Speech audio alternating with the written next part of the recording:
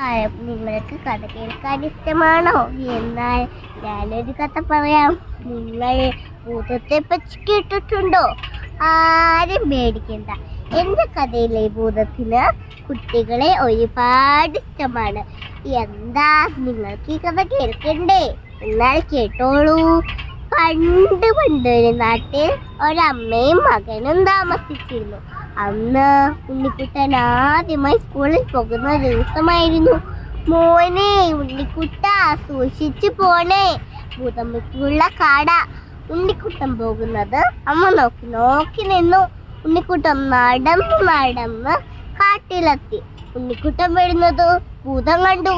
ഭൂതത്തെ കണ്ടതും ഉണ്ണിക്കുട്ടൻ പേടിച്ചു വിറച്ചു. ഭൂതത്തിന് കാര്യം പിടികിട്ടി.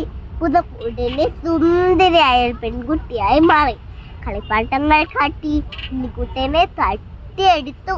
നേരം വൈകിട്ടും ഉണ്ണിക്കുട്ടനെ കാണാന് അമ്മ നോക്കി നോക്കി ഇറങ്ങി. മോനെ ഉണ്ണിക്കുട്ട, നീ എവിടെയാ? അമ്മയ്ക്ക് സങ്കടമായി. അമ്മ നടന്ന് കാട്ടിലെത്തി.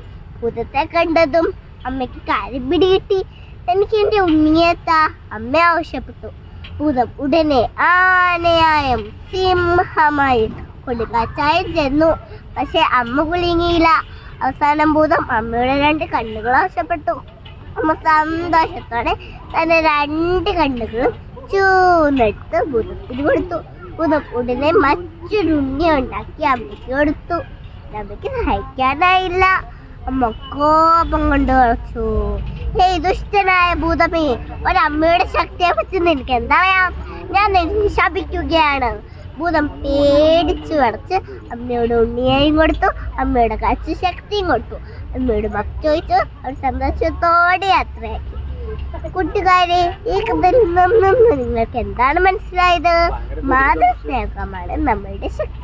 നന്ദി, നമസ്കാരം.